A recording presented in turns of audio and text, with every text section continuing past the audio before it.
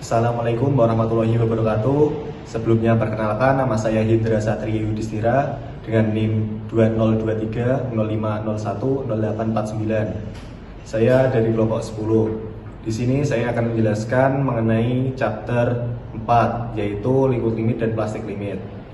Baik, langsung saja ke materi. Baik, langsung saja ke materi bab 2, yaitu asal-usul tanah dan ukuran butir. Untuk pendahuluan, tanah terbentuk dari pelapukan batuan. Untuk proses pelapukan, yaitu dibedakan menjadi dua. Satu, mekanik, yang mana tidak mengubah komposisi kimia. Dan contoh, es batu, abrasi. Untuk yang kedua, kimia, reaksi menghasilkan mineral baru seperti lempung. Untuk produk pelapukan bisa tanah residual atau transportasi. Untuk siklus batuan, yaitu satu, batuan beku, contohnya granit dan basalt. Untuk batuan yang kedua, batuan sedimen, contohnya batu pasir dan juga batu lempung. Untuk yang ketiga, batuan metamorf, untuk contohnya marmer dan gneiss. Proses pembentukan tanah, transformasi batuan menjadi tanah melalui pelapukan. Untuk ukuran partikel tanah, yaitu dibedakan yang lebih dari 2 mm, yaitu disebut kerikil. Untuk yang kurang dari 0,002 mm, disebut pasir, lanau, dan juga lempung. Untuk klasifikasi tanah, berdasarkan ukuran butir oleh sistem seperti ASTO dan juga USGS. Mineral tanah liat, contohnya kaolinit, yaitu stabil, plastisitas rendah. Untuk yang kedua, ilit. Untuk struktur 2:1. Untuk yang ketiga, montmorillonite, yaitu ekspansif. Untuk kesimpulan dari bab 2, yaitu tanah terbentuk melalui pelapukan mekanik dan kimia dari batuan induk. Ukuran partikel tanah sangat memengaruhi sifat tekniknya. Klasifikasi seperti ASTO dan juga USGS digunakan untuk menentukan kualitas tanah dalam berbagai aplikasi teknik sipil. Baik, langsung lanjut kita ke bab 3, hubungan berat volume. Untuk pendahuluan, parameter berat volume penting untuk analisis tanah, yaitu 1. Berat volume basah dan kering. Yang kedua, porositas, atau biasa disingkat dengan lambang N, sama dengan volume void per volume total dikali 100%.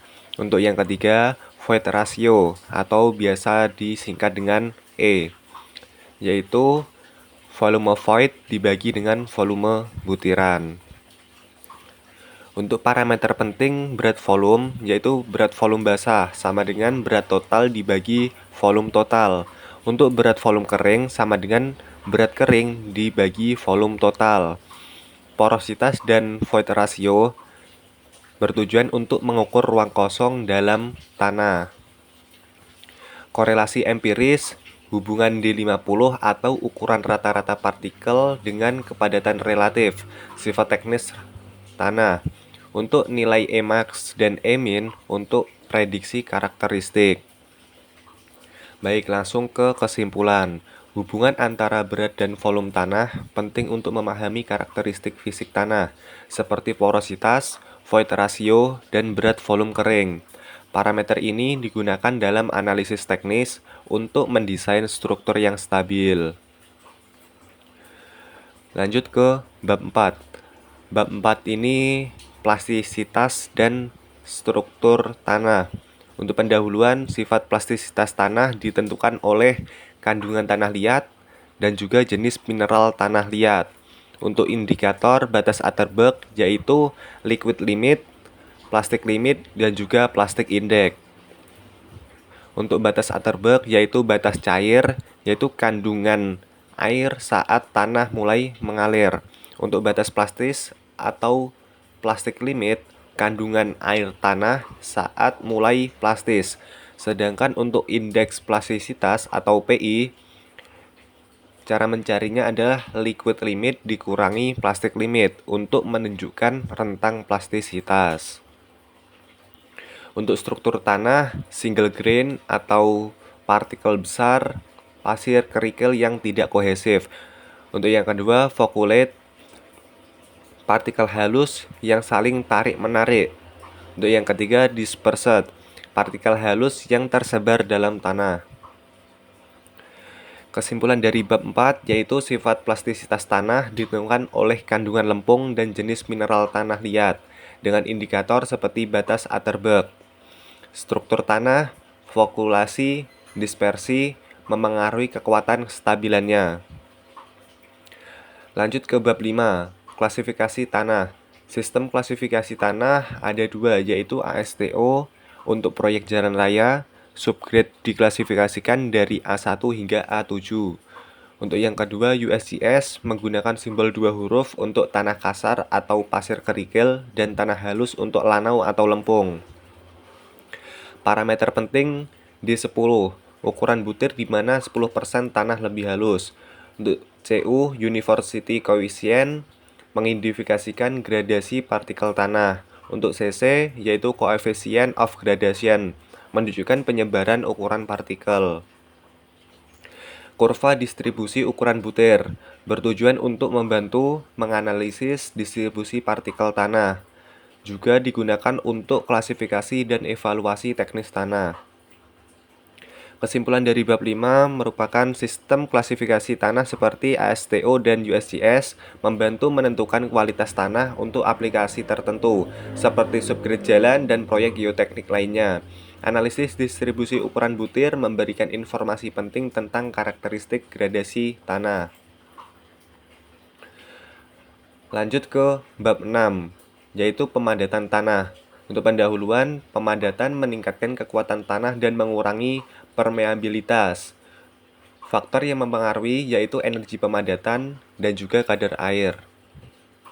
Uji pemadatan dibagi menjadi dua, yaitu proktor standar adalah energi pemadatan rendah. Untuk yang kedua, proktor modifikasi. Energi pemadatan lebih tinggi menghasilkan kepadatan lebih besar. Untuk kadar air optimum, kadar air saat tanah mencapai kepadatan kering maksimum ditentukan melalui kurva pemadatan. Untuk kesimpulan dari bab 6, pemadatan tanah meningkatkan kekuatan dan mengurangi permeabilitas dengan kadar air optimum sebagai kunci keberhasilan pemadatan. Uji proktor standar dan modifikasi memberikan panduan untuk mencapai kepadatan maksimum. Baik, lanjut ke bab 12, bab terakhir, kekuatan geser tanah. Untuk pendahuluan, penting untuk desain pondasi, kestabilan lereng, dan tekanan lateral tanah. Untuk kriteria morp kolom adalah dengan rumus sebagai berikut. Untuk pengujian laboratorium, uji geser langsung yaitu sederhana tetapi terbatas pada bidang geser tertentu, sedangkan uji traksial lebih kompleks mensimulasikan kondisi lapangan. Untuk aplikasi, data kekuatan geser digunakan untuk satu yaitu desain pondasi, kedua analisis kestabilan lereng, yang ketiga tekanan lateral tanah pada dinding penahan. Untuk kesimpulan dari bab 12 yaitu kekuatan geser tanah sangat penting untuk desain pondasi, stabilitas lereng, dan dinding penahan tanah.